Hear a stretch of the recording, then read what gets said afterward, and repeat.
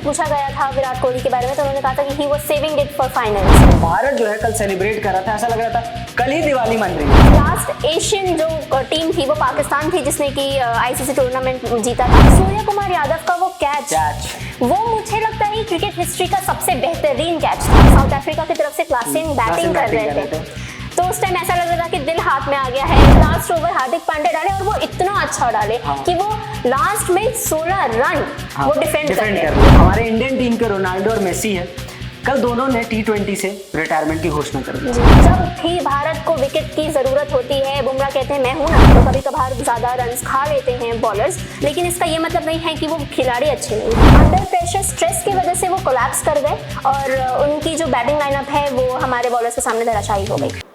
हमारा जो देश है काफी बटा हुआ माना जाता है और डाइवर्सिटी जिसे हम कहते भी हैं कि चाहे वो जाति के नाम पर हो, धर्म के नाम पर हो या फिर कई सारी चीजें, भाषा के आधार पर, खान पान के आधार पर, लेकिन एक चीज ऐसी है जो हम सबको जोड़ती है और वो है क्रिकेट।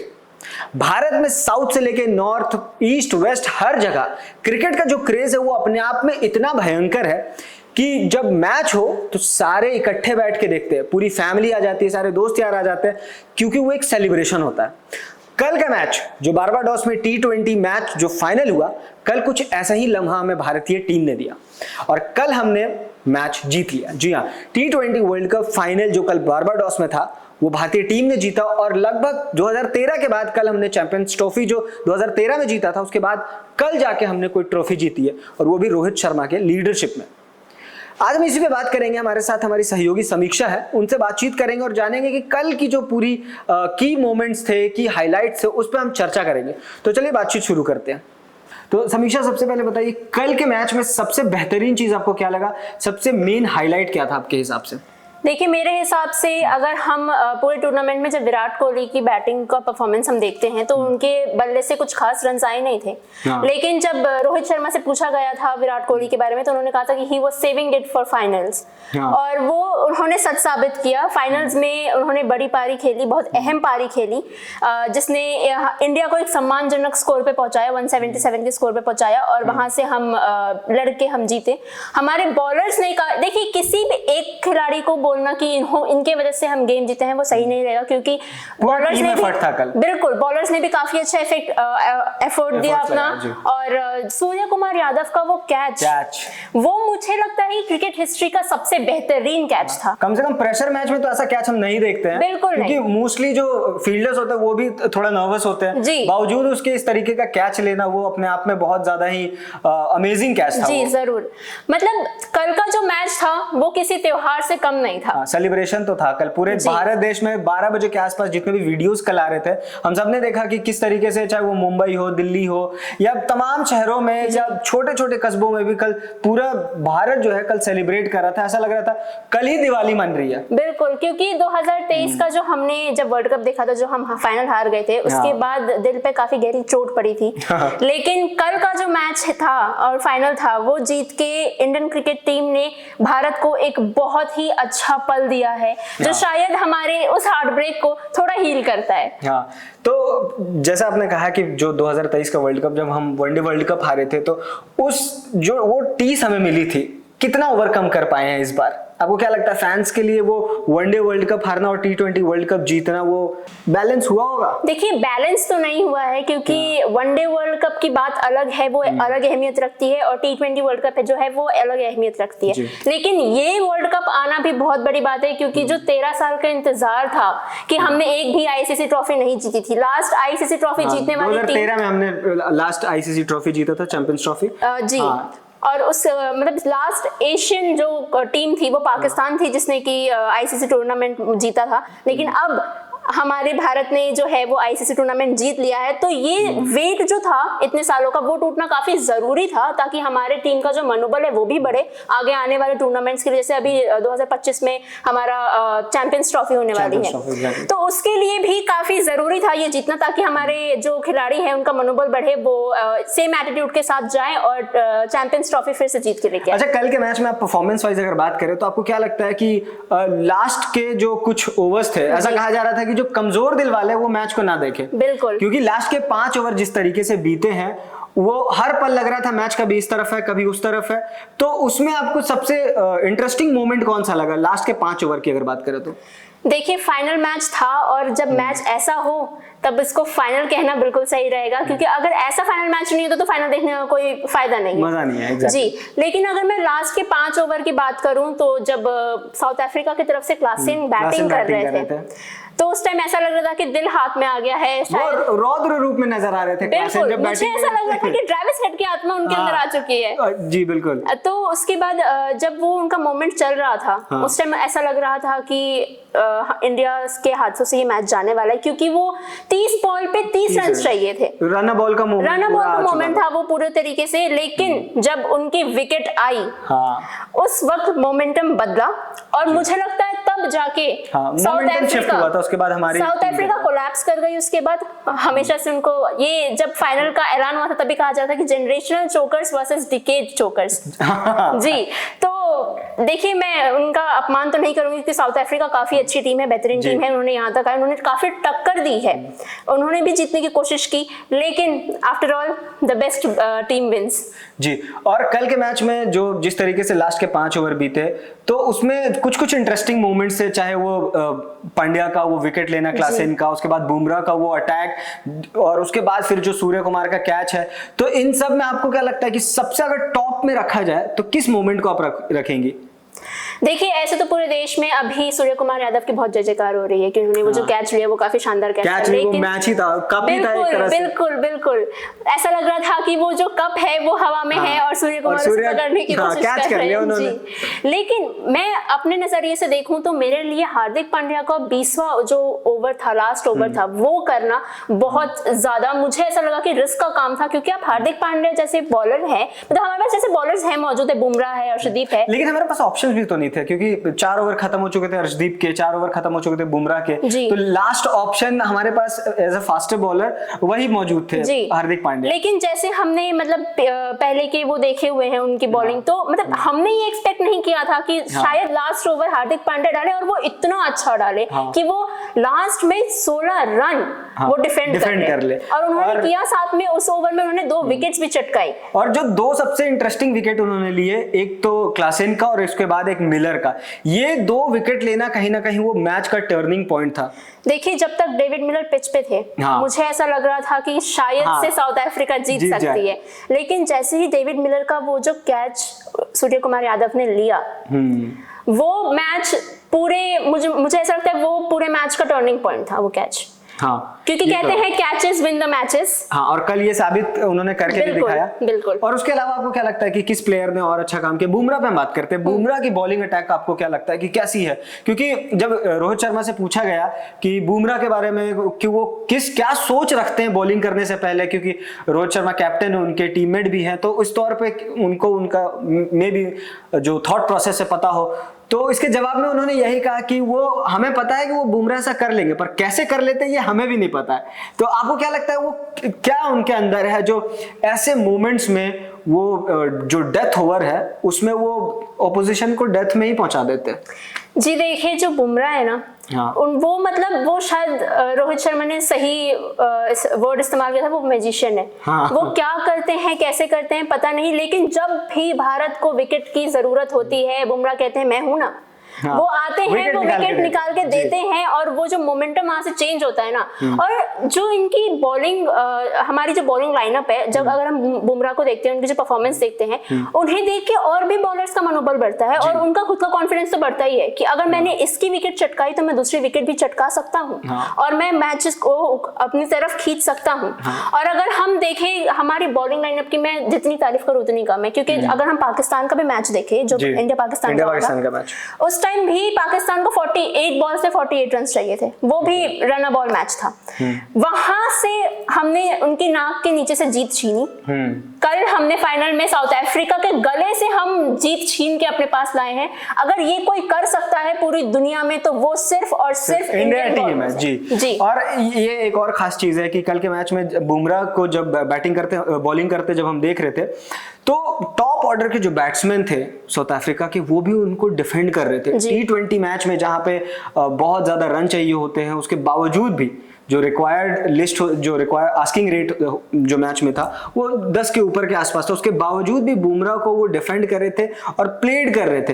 तो ऐसे में आपको क्या लगता है कि खौफ जो है उनका अलग लेवल पे ही चलता है, एक टेरर बना के रखते हैं वो ओपोजिशन के लिए? देखिए आप जब ट्विटर वगैरह खोलेंगे तो उस पे मीम्स आते हैं कि एलेक्सा प्ले जसप्रीत बुमराह, तो एलेक्सा जवाब देती है कि जसप्रीत बुमराह इज अनप्लेएबल। तो वो बिल्कुल हम मतलब जिस तरीके की बॉलिंग वो करते हैं उन्हें आप सम्मान दीजिए अगर आप बैट्समैन हैं तो, क्योंकि अगर आपने सम्मान नहीं दिया, डोमिनेट नहीं कर सकते बुमराह, बिल्कुल अगर आपने सम्मान नहीं दिया उनकी बॉलिंग पे तो ये बिल्कुल लिखा हुआ है कि आपकी विकेट बुमराह के हाथों जाने वाली है। तो अगर आप उनको सम्मान देते हैं तो आप वहां टिके रहेंगे, नहीं देते तो बाय बाय। अच्छा, बुमराह के बारे में एक और चीज है कि ऐसा कहा जाता है कि जनरली जो बॉलर होते हैं वो पिच कैसी है उस पर डिपेंड करता है बहुत बार बॉलर्स के लिए कि वो कैसा परफॉर्म करेंगे, कि उनके लिए सुटेबल है कि नहीं। लेकिन एक बुमराह इकलौते ऐसे प्लेयर है कि किसी भी पिच पे उनको खिला दो वो एक तो स्विंग करा देंगे, डेथ ओवर्स के भी वो बेस्ट बॉलर है, इन स्विंग करा लेते हैं, आउट स्विंग करा लेते हैं, और उसके बाद यॉर्कर किंग तो वो है ही जी। उनके जो बेटे हैं अंगद, उनको छोटा यॉर्कर कहा जाने लगा अभी से। तो उनकी जो परफॉर्मेंस है, आपको लगता है कि इंडिया टीम जो है आने वाले वक्त में ऐसा कोई बुमराह तैयार कर पाएगा? देखिए इंडिया के कोने कोने में बहुत ज्यादा टैलेंट है जी। तो अगर हम टैलेंट की बात करें तो बुमराह बिल्कुल आ सकते हैं। बुमराह ही क्या, मैं तो कह रही हूँ विराट कोहली और रोहित शर्मा भी रिटायर हो गए हैं उनके। मैं कहती हूँ कि विराट जैसा कोई नहीं आएगा, लेकिन हो सकता है कि उनकी जगह पे कोई बेहतरीन खिलाड़ी जरूर आए, बुमराह की जगह पे भी कोई बेहतरीन खिलाड़ी आ सकता है। लेकिन जब तक बुमराह है तब तक उन्हें सम्मान देना बहुत आवश्यक है कि हम इंडिया जो है उन्हें सर आंखों पे बिठा के रखे।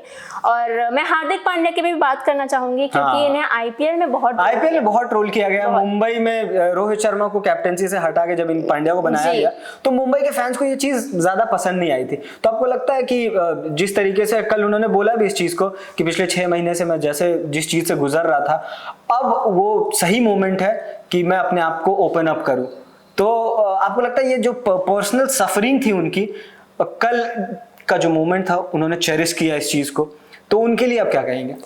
देखिए जितना वो ट्रोल हुए ना उससे कहीं ज्यादा अब उन्हें रिस्पेक्ट देने का टाइम आ गया है। क्योंकि उन्होंने जिस तरीके से कल के मैच में परफॉर्म किया है, शायद कोई और ऑलराउंडर होता तो वो नहीं कर पाता जिस तरीके से। मत देखिए कोई प्लेयर आईपीएल में परफॉर्म करे ना करे, अगर वो देश के लिए परफॉर्म कर रहा है तो मेरी नजर में वो बहुत बड़ा खिलाड़ी है। जी बिल्कुल बिल्कुल जी, कि कंट्री कम्स फर्स्ट, ये तो हम सबको पता है। और इसके अलावा अब हम आते हैं अक्षर पटेल पे। बैटिंग में जितना बेहतरीन काम किया, लेकिन उस एक ओवर ने शायद कॉम्पनसेट कर दिया। मतलब जितना बेहतरीन उन्होंने बैटिंग किया और उसके बाद एक ओवर में क्लासन ने जो उनको 22-24 रन जब धोए, तो ऐसा लग रहा था कि यार आपने एक तरफ इतना अच्छा काम किया, उसके बाद आपने अपनी वाहवाही तो खुद ही वापस ले ली। तो ये कंपैरिजन कैसे देख रही है, क्योंकि अक्षर पटेल ने बहुत क्रूशियल मोमेंट में जाके रन बनाए थे।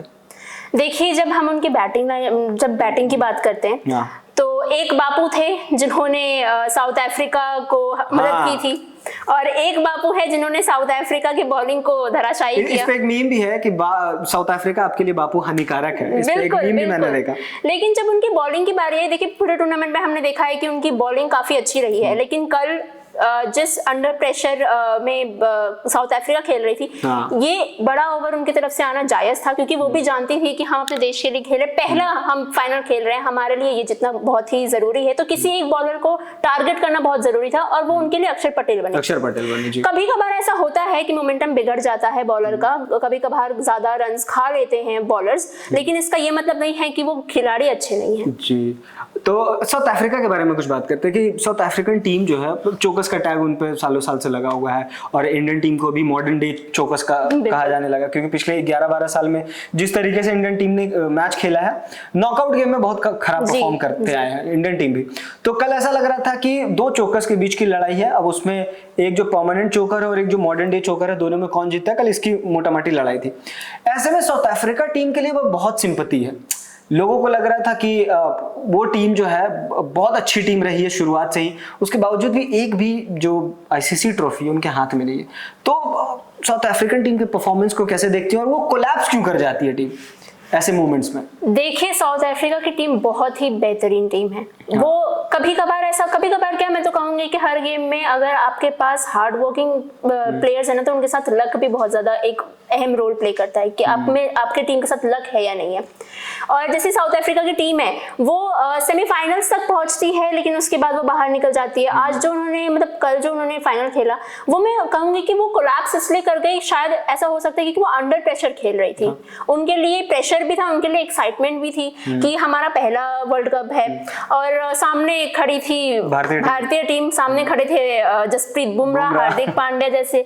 तो मुझे ऐसा लगता है कि अंडर प्रेशर स्ट्रेस की वजह से वो कोलैप्स कर गए और उनकी जो बैटिंग लाइनअप है वो हमारे बॉलर्स के सामने धराशायी हो गई। और साउथ अफ्रीका के बारे में कहा भी जाता है कि उनके आप एक विकेट निकालो 2 विकेट पीछे से आते रहते हैं। बिल्कुल तो बिल्कुल, ये उनके बारे में तो कहा ही जाता है। अब आते हैं बेस्ट मोमेंट्स पे।